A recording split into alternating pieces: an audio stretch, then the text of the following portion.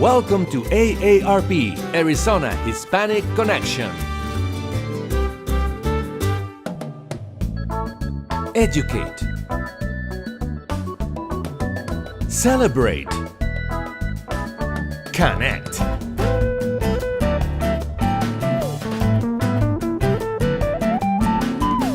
Arizona Hispanic Connection. Good morning, and welcome once again to AARP, Arizona Hispanic Connection, another radio program with very, very important information. Just to remind you, this is a platform, and our goal is to educate, to celebrate Latino accomplishments, and also to connect Hispanics of all generations. And I've had the privilege this week to kind of, in preparation for this program, to get a little deeper into Post 41. And my impression is just, it went, I don't know how many degrees deeper. It's just an unbelievable experience, Post 41 is. And now when I picture that building, what is it, on second, where is that? The building on Second Avenue. It just has a totally different meaning to me. And I want to publicly and with all my heart tell you, thank you for your service. You've done so much, and we're going to attempt to at least do a little bit of justice to portray, to tell the story of Post 41. And you know, I was kind of considering before the show that not caring for history, not learning history, is almost like a child not caring for his or her grandparents, not wanting to know about the great-grandparents, where they came from. And I just feel so thankful that we have the situation that we have today, thanks to all the efforts of leaders from Post 41. Unbelievable. With us today is historian and past commander Robert Hernandez. Welcome, Robert. Well, thank you. And I'd like to make one little correction. The Post 41 is actually the American Legion Post 41. We get confused with other veteran service organizations, such as the VFW. Their specific posts are also referred to as posts. Oh, okay. So thank you for that. It's the American Legion Post 41. American Legion Post 41. The American Legion gave us the platform to be able to go out and accomplish some of the things that we did in unifying ourselves. Perfect. We also have Jesus Hernandez. Many in the community know Jesus Hernandez. He's done a lot of TV and all kinds of good stuff. If you don't mind just speaking close. Welcome, Jesus, to our program. Gracias. This is a pleasure to be here among these knowledgeable historians that can tell the story of American Legion Post 41. It is one of 14,000 posts worldwide, okay? And basically it was started way back in the 1900s. It started, the American Legion. Right. So this is wonderful to sit here with these historians and these people who can tell the real story. I'm a veteran from Vietnam, and I'm a member of American Legion Post 41, and they do so many wonderful things every year. Thank you. We also have Pete Dimas, and Pete Dimas has a PhD in history, correct? Yes. And welcome, Pete, to this amazing conversation. Please get close to the mic and just, if you don't mind. Oh, well, I was born and raised in Phoenix. And it turns out, I found out later, because many of these veterans never spoke of what they did. I found out that my dad was one of the members of the organizing meeting of Post 41. That was November 23rd, 1945. He's a charter member. Charter member, yes. Now, he was also named just like you, Pete Dimas, correct? Well, actually, he was in that transition generation. His family came to New Mexico in the 16th century, 17th century. And he was named a glorious Spanish name, Pantaleon. Oh, wow. But with that transition was taking place, I think he just changed his name to Pete. Got it. So his name is actually Pantaleon. It was Pantaleon. Wow, He changed okay. it to Pete. And then when I was born at the old St. Joseph's Hospital, he named me Pete. The Irish nun said, no, his name is Peter. They put that on my birth certificate. Okay. He went the following day to the offices and changed it back to Pete Gray Dimas, which tells you he had an attitude. Now, he was a sergeant, correct? He was a sergeant in the United States Army. He was at the very tip of the American lines at the outbreak of the Battle of the Bulge. Right. Trapped behind enemy lines for 3 days, and they were ordered to attack the Germans. Of course, they were surrounded, and they had no ammo and anything like that. So he ended up being a prisoner of war for 3 months. Then he came back. Amazing. Thank you so much. And we have Frank Barrios. You are an engineer by trade, correct? You have a degree in engineering. A graduate, registered civil engineer. Right, yes. and then we consider you definitely in Arizona a historian. You know so much. You've written a book. Welcome, Frank, and thank you for your service. Thank you very much. My mother I was born here in Phoenix. My mother was born here, and we go way back. And if you go back long enough, is when Arizona belonged to Mexico, was on my mother's side. And my dad, Alfonso Barrios, was a member of Post 41. He served in World War II. And of course, most of the Mexican Americans that served in World War II joined Post 41 after they came back. And there was a lot of bad things happening in Phoenix, discrimination and so on. And here were the veterans that were coming back from the war. They saw their buddies and fellow soldiers dying, and they come back and are being told they can't live where anywhere they want to, and so they got together and made huge changes. I think you can't say enough for what Post 41 did to make changes after World War II. Thank you. Let me come back to past commander and historian Robert Hernandez. I want to ask you, just because in my conversations with you and some others, I came to realize that, at least from this group, you are the only one who made a career out of serving, correct, in the military. Am I correct? Yes. Can you tell us your experience in making this career, making the military career for you, and I you told me where you've reached, and you reached pretty high. So can you share your experience, please? Yes, I spent 4 years in the regular Air Force, and then I spent 30 years in the 161st Air Refueling Group over here at Sky Harbor. And I retired from, I want to say, about 15 years ago. And I didn't learn I was a historian until I met these guys, actually. And they got me started, and I realized that within myself I had that same niche and that same interest.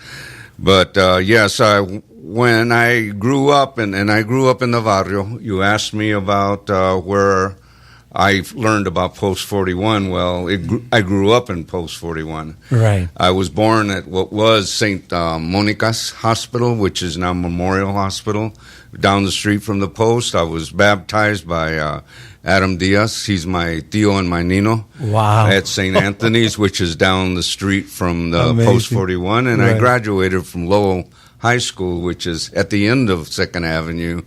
And the same building isn't there, but I grew up in that environment and never noticed that there was any kind of discrimination.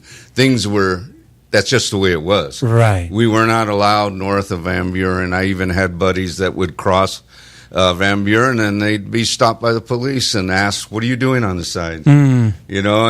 We just never thought about it.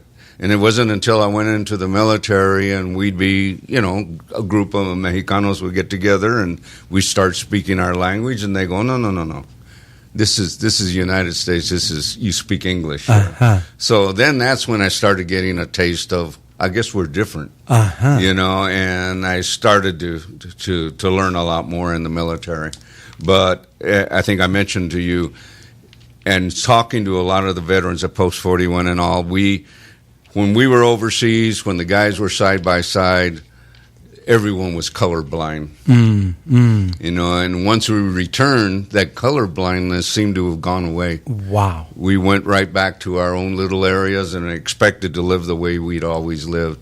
And I had not known, I'm 70 years old, but I did not know all of the stuff that World War II vets and my fellow Legionnaires had gone through. Now, can you share, the levels that you've climbed in the military service and Yes. the positions that you hold? Yeah, I was a trained jet engine technician. I worked during Vietnam with the B-52s, and then I went into the Guard, as I mentioned, and I went to Desert Storm. I went to Jeddah. I went to Saudi Arabia, so I'm a Desert Storm vet as well. With that kind of training, I managed to get into the federal government, and I worked in the Defense Contract Administration, and we overlooked all of the state of Arizona, New Mexico, El Paso, and 4 states in New Mexico. And I climbed the ladder there, going in through an intern program, and ended up on staff. And I was what's termed as a GM-13. I was the last GM. The GM was a general manager. And a lot of the things that I gained in experience and all started in the streets of the barrio and ended up in the military and in the federal government. And not too many people know that I never did finish school. I didn't finish college. Wow. And so it was a deterrent. My end of my years in the government were a little hard because they didn't realize that until I was already in place. So they considered me a good old boy. They'd stopped looking at all my awards and everything, and so I ended up retiring with 30 years there. Well, now, you are a historian of Post-41, but you're also a historian at a higher level. What is that level? It's the Department of Arizona. There are a number of departments within the American Legion. Each state has a department, and I'm the historian for the department. But the commander last year was Post-41, which was the department commander was Danny Bugh. The finance officer was Henry Daly, Post-41. Myself is Post-41. Ben Carrillo, who's the public relations at the department, is Post-41. So we're very extremely active still within the entire American Legion family. Great. Okay, we are, this is AARP, Arizona Hispanic Connection. We are on Facebook Live. Please share the link so that others can join. We are moving now into another aspect of our conversation, but I'm looking at the clock. We're going to go on break in just a bit. But can we start talking about what was life like before the war in Phoenix? And I know, Pete, if you can maybe help us to understand contributions of the Mexican Americans to the founding of Phoenix, and then the challenges that they were facing. Or Frank, either or? Yeah. Well, when Phoenix was started, essentially, they say 1868 was when Phoenix was founded. And then for several years after that, half the population, close to half the population. There was a lot of people, a lot of immigrants. It was a very diverse group of people that were living there. Almost half of the people that were living in Phoenix were Mexican Americans. And Phoenix started 20 years after the war with Mexico. So it wasn't part of Mexico, basically, because it was the northern part of Mexico. Mexico claimed all of Arizona, but the northern end was Tucson, Yuma, and all of New Mexico, all of California. But north of Tucson, there was a pretty rough area with the Apaches. And but when they did began Phoenix, many Mexicans from Mexico, those that were living in the Tucson area, came into Phoenix and found make a living. Many Europeans were coming in. It was a very diverse group of people that were here. And then The railroad came in later, and the problem was with the railroad, then people from the east started coming in. Right. And then you ended up with, it's my way is different than your way, so you started getting English-only laws and all kinds of problems. Okay, let's stop here at the railroad when the railroad comes, and that pretty much changed the whole landscape of this area. We're going to go on break. Are we ready, Ulises, for a break? Yes. All right, we'll be right back. Welcome to AARP, Arizona Hispanic Connection. Educate. Celebrate. Connect.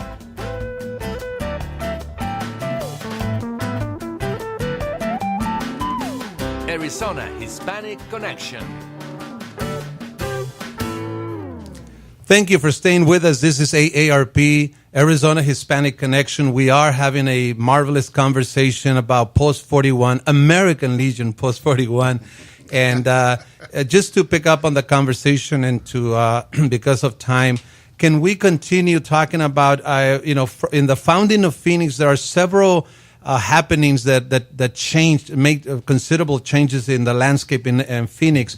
The railroad, there was a flood, and then the Mexican Revolution brought in like 1 million refugees from Mexico to come to the U.S. to migrate. So that those they were what changed a lot, I would say, in the landscape of Phoenix, Frank. Yes, it did. The flood basically established that south of Phoenix was in a floodplain. The land was worth less, and so minorities were able to purchase land South Phoenix, and that's where you've got the community, the Mexican, the black community, the Chinese communities were in what would be called South Phoenix today, but south of Phoenix. And then, as you mentioned... So could you say that that's what created the concept of the North and South Phoenix? I believe so. Others may disagree with me, but all of a sudden there were beautiful homes at one time in South Phoenix before the flood. Mm-hmm. And all of a sudden all the nice homes were built north of Phoenix after the flood. Okay. So I think that was a big part of it. And then if you were a minority, you didn't have much, you could buy land south of Phoenix. Many of the Chinese started in Mexican barrios because they didn't have the money, and they would buy and provide services.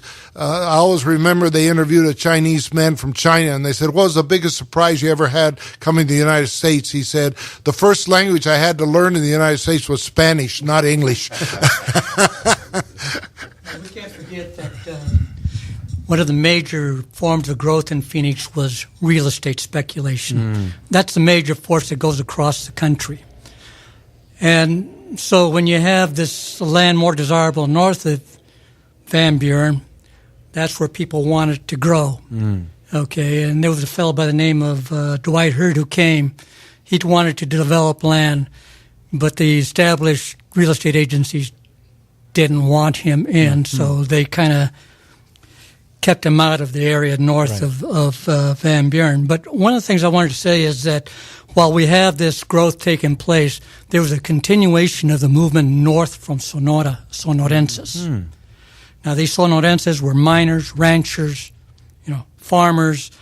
They were the ones that really kicked off the California gold rush. They come from Sonora. You go to that area, you see a place called Sonora. They taught those people how to mine. When you come back to Arizona, they're the ones that are going into these areas, finding the mines. And when you come to Phoenix, you already have Mexicanos Sonorenses moving into the area, into the Salt River and beyond. Jesus Sotero was one of those. And what you have there is, even though you have the American military there, many of the volunteers were Mexicanos protecting their areas. Right. Mm. And Jesus Sotero occupies where Wells Fargo Bank is today, isn't it? And so just you need to keep that in mind. And so what happens is when you're trying to sell Phoenix to the rest of the country, you eliminate any reference to Mexicanos. In fact, in 1920, there's a Chamber of Commerce item that says Phoenix, the great American oasis in the midst of a primeval desert with little or no Mexican characteristics. That's in writing? That was in writing? Yeah, and it was a lie. Wow. And because while you have the Mexican Revolution pushing people out, there's the economics of it again, because not only are you exploding, this area is exploding, and then agriculture comes in, you have the mining, all the cattle, and then you have the industrial system that wants cheap labor. And where are you going to get it? Right. And so not only do you have the push out of Mexico with Mexican Revolution and the upheaval, then you have the massive recruitment of Mexicanos into this area. I've heard stories of people that came during the Mexican Revolutions, and the farmers were waiting for them at the railroad station, taking them to their ranches. And so you need to understand that it wasn't just a push; it was definitely, a wish to have them here, like a pull, not only a very push, much but of a pull. It was more the economic pull, I guess. Yeah, the economic pull. So And here's the other economically, thing. yeah. And here's the other thing: for almost the same amount of pay, you get paid the same when you get more pay coming to the United States, but the land, especially the land in the South Phoenix area, was just as cheap as it was in Mexico. So you understand you could establish a family, you have some stability, and you can grow in this area, and the Barrios were growing. So the financial infrastructure pretty much dictated where you would go, pretty much. No, Phoenix was based on, economic, and real estate speculation, especially from the east, and drawing that money in, but it needed the cheap labor, and that cheap labor was Mexicano labor. Agriculture, mining, they were booming pretty much. Go ahead, Frank. Yeah. Oh, and on go top ahead. of that, you had the continuation of the old Mexicano leadership, resisting some of the things that were being imposed, but you had the overwhelming number of people coming in from the outside with the money coming in from Chicago and these areas, and they basically wanted to separate themselves. So what you have is the establishment of real estate covenants to keep the Mexicanos, the Chinos, the Negros. You want to keep them out of the Anglo areas. So that's how you keep this place segregated. When you talk about the economic pull, you can't forget the las mujeres. The mujeres, my mother, for example, vino de Mexico, and she was pulled into that economic magnet through the Bracero program. She was one of the very few women who did that, and she ended up going to Fresno, Sacramento, came to Phoenix, and she bought a place there. She worked Las Cantinas. She was as a waitress in the local Phoenix area. There were a lot of them, and maybe because of what she did back then, I like photography, and she used to take pictures photography with a Polaroid camera and charge someone $1. Wow. So she made herself some money that way, right? Right. And then so she found a place there in El Campito, which now economics has created this vacuum of homes that have no longer there, and economics kind of erased it. I see it as a big economic eraser that erased every single barrio that we have now.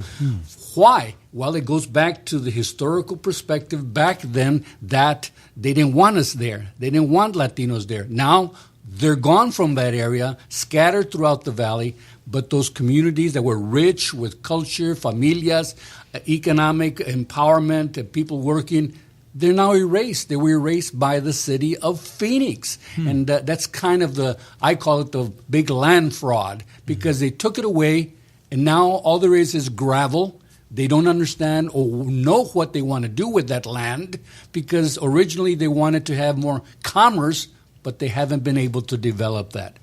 And then, one of the things that I want to bring up here is maybe one of the reasons my shoes were shined better when I was in the military, because I shined shoes downtown for a number of years, learning how to make some money, make some feria, cross the railroad tracks in order to work downtown at the Adams Hotel and the restaurants around there in order to make a little change, And ironically, I ended up working at CBS Channel 10 News way back then in the early.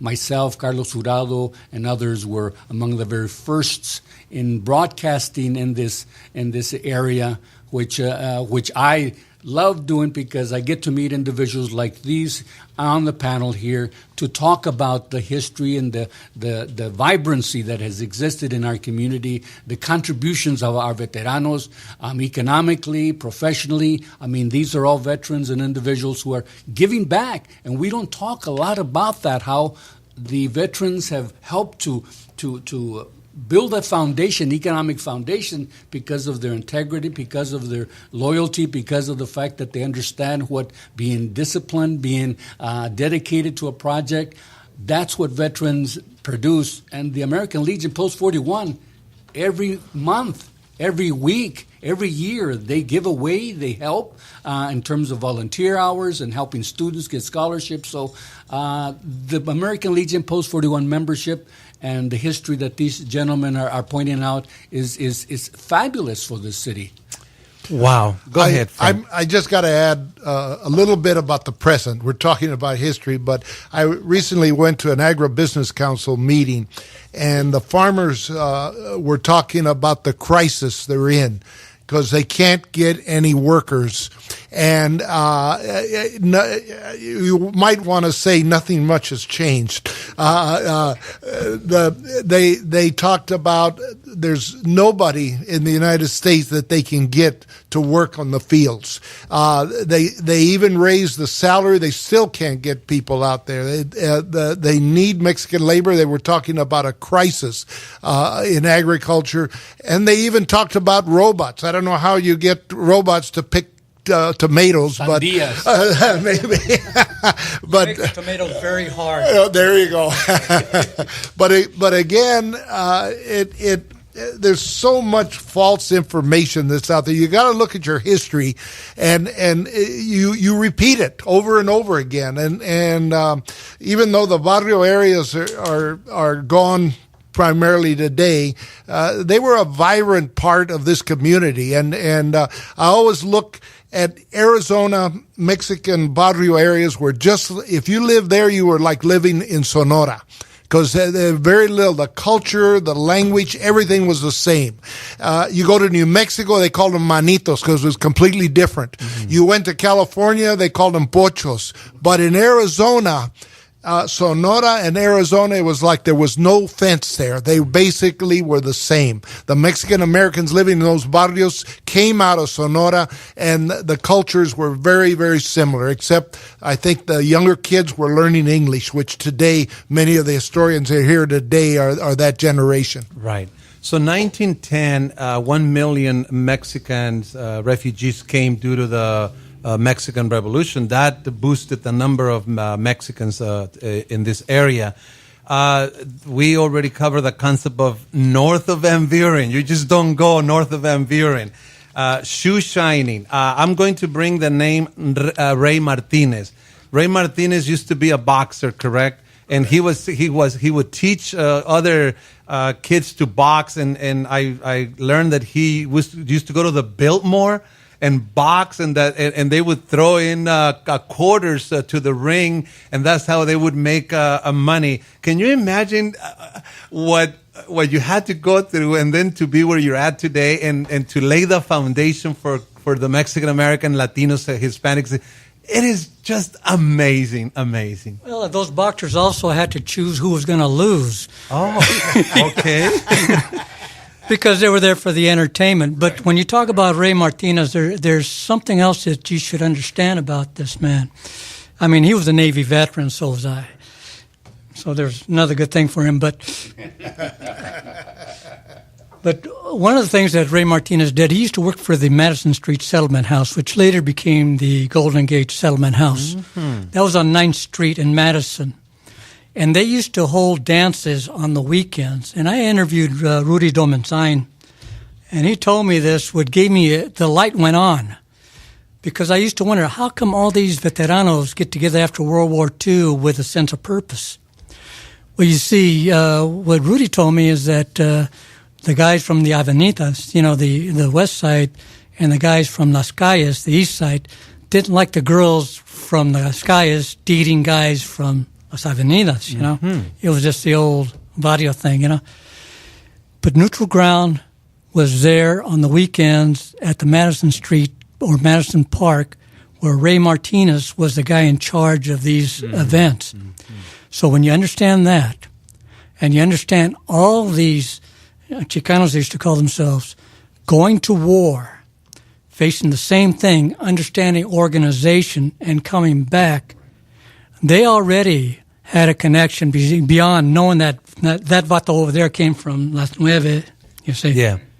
And so when they came back, they come in, and they know that they're going to make a change. And that's really, I really started to understand the genesis of Post 41, how it came together so quickly. Yeah, we have to go on break. We're going to pick up on that subject when we come back. Thank you for staying with us.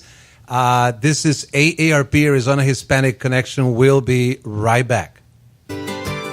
Welcome to AARP, Arizona Hispanic Connection. Educate. Celebrate. Connect.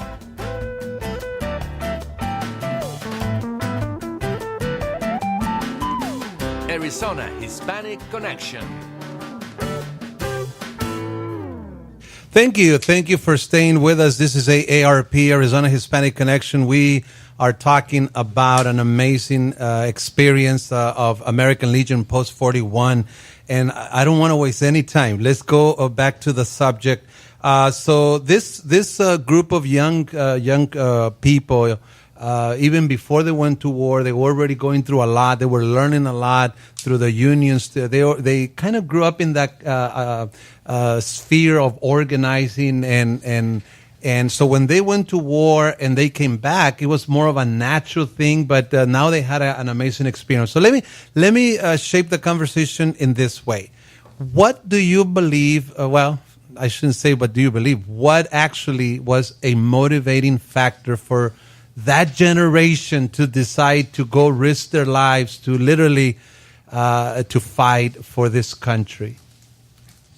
Anyone? Well, I mean, and just risking our lives for this country is something that we all embraced because of the fact that we believe in this country. We see the benefits of living in this country. We've benefited from that. And I think when I went into the service, there was no question about going and enlisting and serving my country. And I think that's the thread that kind of that filters through all our souls and spirits. Because look at all the individuals who helped create the American Legion Post 41. You go in there, you see the wall of all these honorable individuals that have served and become commanders of American Legion Post 41. Why?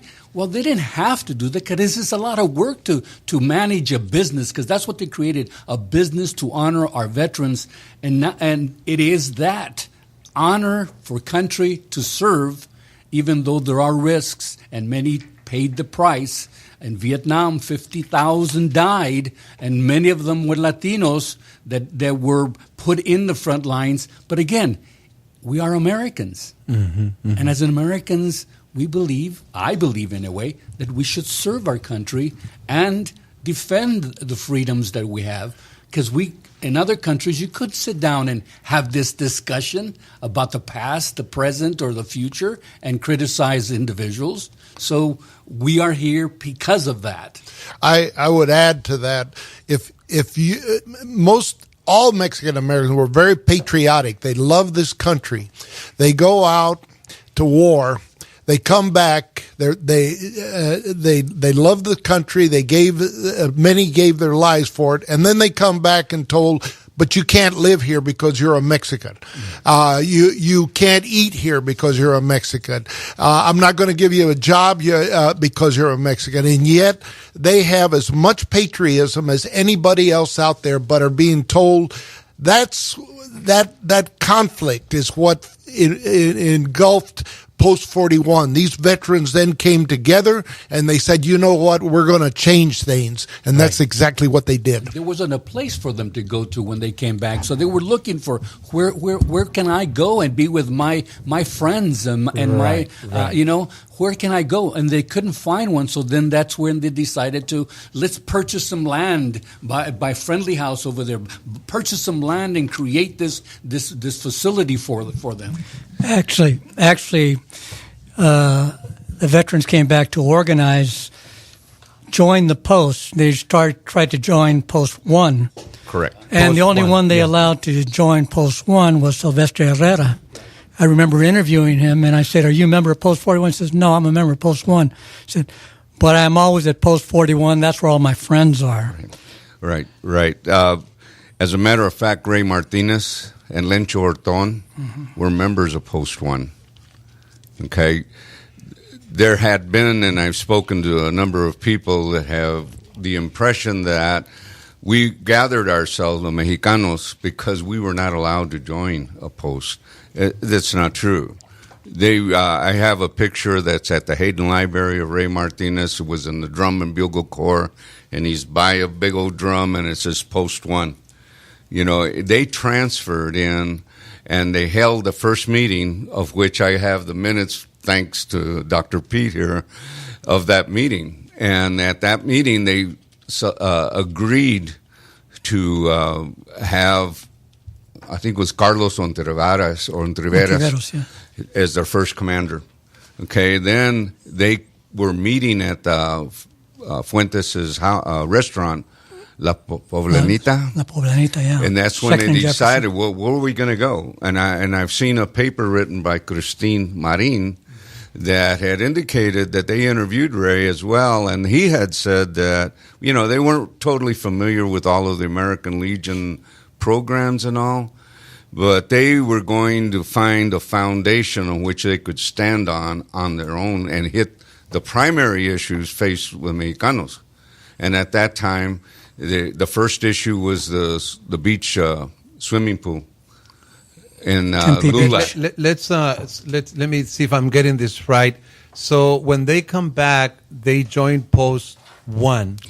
Some, but they didn't feel that they were allowed to join, but they didn't feel their needs were being addressed. Correct. So that led them to create their own Post 41 for Mexican Americans. Correct. Okay, and so once they do that, and I just want to mention some names because I think just mentioning the name is a way to honor them. I think.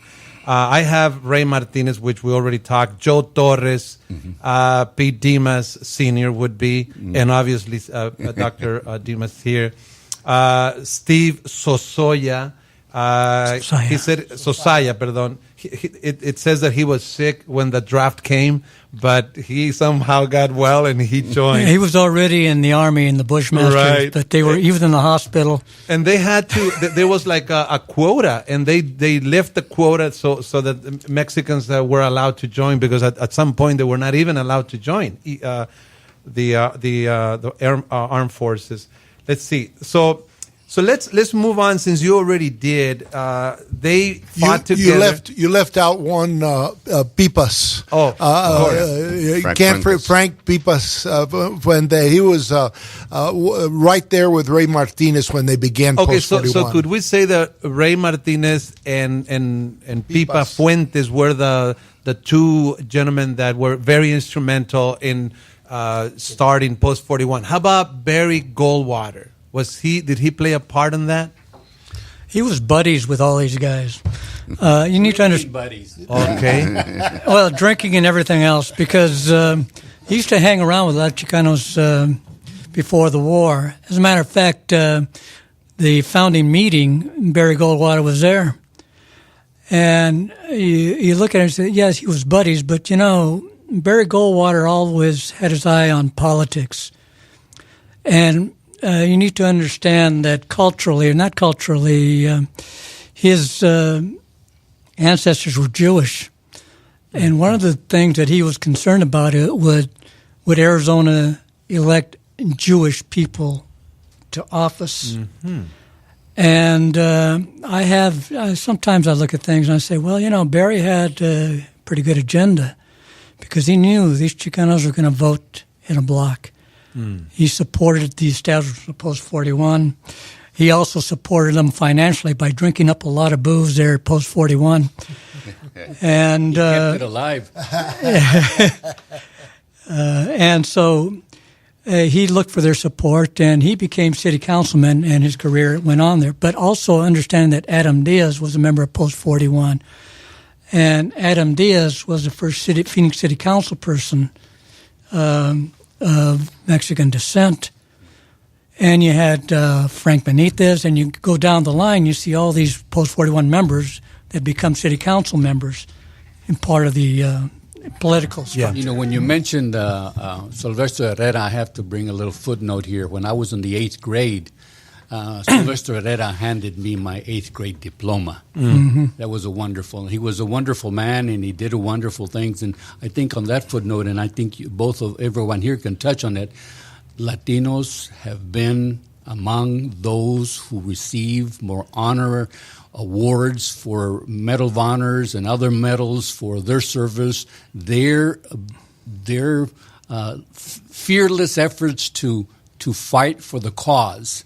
I think the number of Medal of Honor winners, I know at one point there was 10 that I know way back then in World War II that got 10, and there are many more, right? 2 from Arizona, only 2 on both. Yeah, and I would just add that Barry Goldwater was a member of Post 41 to the day he died, and today, with all the anti-Hispanic rhetoric that lies out there, and it's interesting because the Goldwater Institute and many others are very conservative groups named after Barry. Barry would be speaking out very loudly if he were alive today against the anti-Hispanic rhetoric that's occurring. Mm-hmm. And most people don't believe that, but I do. I think he would be, he was very close to Post 40. He was a member of Post 41 and close to the Mexican-American community, and he would speak up against a lot of the things that are happening. 1040, he would not be supportive of that. Mm-hmm. Yeah, Barry Goldwater was actually a lifetime member of Post 41. They have a special membership clause for him, and Silvestre Herrera was actually beginning with 41, and it wasn't until he was recognized for getting the Congressional Medal of Honor as a recipient of that Post 1 decided that they were going to give him an honorary membership.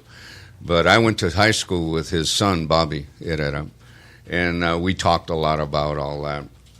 But the group, what they ended up doing was fighting the issues of discrimination prior to even getting the Post home. This was all done out of Pipa's restaurant. The Post home, after a lot of litigation, and I'm sure Barry Goldwater helped out, we ended up leasing that land, and we still lease that For how land. much? At the time, it was $1 a year for 50 years. Thank you. We have to go on break. This is just amazing. We're just scratching the surface. This is just an unbelievable story. We're going to do a lot to document this. This is just worth documenting. You are listening to AARP, Arizona Hispanic Connection, both through 1190 AM and through Facebook Live. We'll be right back. Welcome to AARP, Arizona Hispanic Connection. Educate. Celebrate. Connect.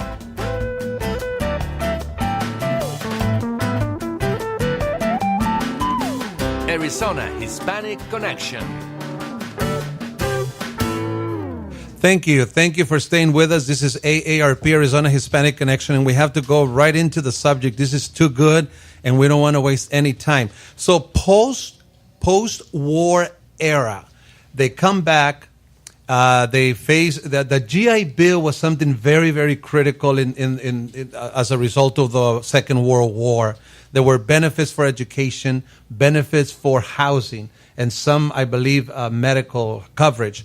They had some issues in taking advantage of those benefits. Then there was private housing. They wanted to put the veterans, the Mexican veterans, on another place. They wanted to separate them, and they didn't like it. They wanted to continue the segregation pre-war. Right, the pre-war segregation.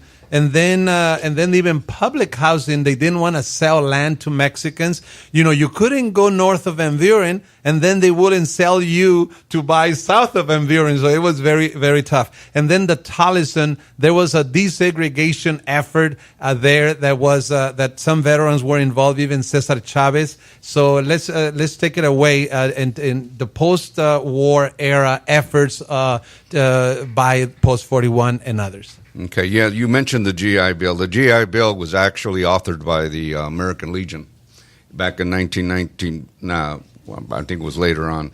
But and it was to assist the servicemen to readjust from military life to civilian. The bill included loans for education, housing, and small business, farms, and employment services. They did have the health issues, but then they created the VA, and it split off. So it became its own separate. Now the issues that the Post-41 handled, LULAC Chapter 110 approached Ray Martinez about the Tempe beach swimming pool. They had signs out there that reflected no Mexicans allowed. It was a no Mexicans allowed policy, and Ray Martinez was instrumental in assisting in getting that turned, and they won on May 21st, 1946, by a vote of the Tempe Chamber of Commerce. They took that. There was other issues that went on afterwards, but at least they made that accomplishment. Right. And then Ray Martinez was made aware of the GI Bill housing wasn't being afforded to the veterans. And I do have, and I did a talk, and I was given a copy of the the Sunview Estates deed. And the paragraph read that no part or any part thereof shall be leased, let, sold, or transferred to or occupied by anyone whose spouse is not of white or Caucasian race. The exclusion shall include those having perceptible strains of Asiatic, Mexican, Negro, Indian, Filipino, and Hindu races. Now, a lot of this stuff was discussed, and I thank Dr. Dimas for the development of the DVD, Los Veteranos of World War II, a mission for social change in Central Arizona, where Ray Martinez discusses that. Right. And that's where I got a lot of that information from. Yes, and by the way, can you tell us just briefly, Pete, about that Los Veteranos video? Because I think it's worth the public knows about it in case they're interested in getting it. Well, we produced Los Veteranos. It was part of a project by the Bronze Sacred Heart Center and in close cooperation with Post-41. And basically, it comes from my training as a historian. When I was going to school, my mentor asked me about my grandfather, how old he was, and you need to interview him. But I didn't. You know, he grew up in rural New Mexico he saw the coming of the railroad, all these things. I decided that I better interview my dad. And I started to do that, and at the same time, I needed to interview other people from Post-41. This was just to interview, just to document. Right. But I knew the story. And so we had to weave the story together. And it really is a very tight summation of what was going on in Phoenix before, what happened with the establishment of Post-41, and how things changed dramatically. You know, now you have city council people of Mexican descent. So you see some transformation. So that video is available on the Bronze Sacred Heart Center site and through Post-41. Correct. And so if you're interested in the story, it's kind of a personal story, but if you're interested in the story, I would advise you to get on the website for the Bronze Sacred Heart Center or get a hold of Post Commander Hernandez at Post-41, and he can get you a copy, I believe. Well, we raised some money. I believe it runs what? $15. $15. Yeah. Okay, in the few minutes that we have left, can we begin to kind of summarize our conversation? And primarily, I'm just amazed at how, the current generations are enjoying so many benefits, and we kind of take it for granted, not knowing that a fight was fought to gain the public housing, the private housing for veterans, the swimming pool issue in Tempe, the desegregation of schools in Towson. They were separating the Mexican kids from the Anglo-Saxon kids. The Anglo-Saxon were going to school south of Van Buren and the Mexican north of Van Buren. And it's just an unbelievable accomplishments. And can we kind of just almost like final words, impressions, and of all the accomplishments of Post 41? And again, we're just scratching the surface. It is ongoing, and I'd be remiss if I did not mention the family of the American Legion Post 41, and that would be the Auxiliary Unit 41 and the Sons of American Legion of 41. All have been involved and currently are involved in community efforts of scholarships, of holiday celebrations and all.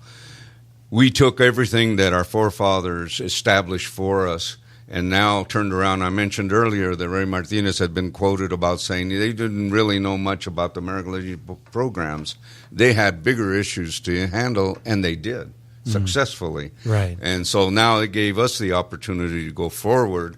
And now with the auxiliary, which was chartered in January the 15th, 1948, they had been there beside the veterans and helping in every issue that we've had. Wow. So I'd be remiss not to mention them. Thank you. Thank you Robert, for that. You talk about 70 years of contributing to the community in so many different ways. I know they give out scholarships every year to schools like, I think, Dunbar, Herrera, Lowell Elementary School, and then they have a Christmas party where hundreds of kids come in every year. Free of charge. They come in and they give them a Christmas party and Easter party. So there's thousands of hours that are dedicated and as volunteers to the community to support, to promote, to advance the possibilities of the Latino community. For the past 3 years, AARP has done an event with Post 41 in LULAC, like a kind of a dance. And we're going to do it today, this year again. But let me tell you, it'll taste much different this time, just from knowing more about Post 41. A footnote to here is if there's corporations out there who are listening, who may be some veterans who run these companies, they should consider contributing to Post 41 in some way or another, because there are many services that they need. Maintenance of the building, which is now getting old, 70 years. It's getting old, it's getting tired, like many of us. It's getting old, getting tired, and needs work, and needs some refurbishing in many different areas. Perfect. Final words. We have just 3 more minutes. Pete or Frank? Just one quick thought, just to leave people with that. Silvestre Herrera got the Congressional Medal of Honor. Both his legs were blown off. When he got back, he couldn't buy a home because he was a Mexican and had gotten the Congressional Medal of Honor, both legs blown off. And he couldn't buy a home north of Phoenix. We've come a long way, baby, and where we are today. But Post 41 is the group that opened those doors to allow us to go where we've been, where we are. And just to keep in mind the legacy of people who have been here for centuries and who have recently arrived. We talk about Silvestre Herrera. He wasn't born in Arizona. He was born in Ciudad Camargo, Chihuahua, Mexico. He didn't have to fight for this country, and he did. And people need to keep those things in mind. People's loyalties are to the society that they are anchored in. And his society was the United States. Right. In Arizona, you got one number. There's 561,387 veterans. Okay, and veterans across the country, veteran businesses contribute $1.7 trillion to the GDP. Wow. So we are there in more ways than one, and American Legion Post 41 is the foundation where Latinos have demonstrated that we love this country. Right. Well, we just we know that a lot of people appreciate and value all your service and the continuous services that you continue to provide after the founding of Post 41. But it is our hope that that this is enhanced. I strongly believe that education is critical. To the more we know, the more we become aware, the more we join the efforts to continue to improve lives and to continue to participate in all aspects of the American life and the American culture. So, for all the veterans who served in Vietnam, welcome home. Yes, and at the Post 41 was actually started right after World War II, correct? Yeah. Okay, we have come to the end of our show today. This is, again, AARP, Arizona Hispanic Connection. This is David Parra. It's been an amazing, amazing conversation. I want to thank you again, like I've never done it before, from the very bottom of my heart. Thank you for your service. I just feel that where the privileges and benefits that I enjoy today, you lay the foundation. Thank so you, thank David you. Parra and ARP, for doing this for our community. Thank you.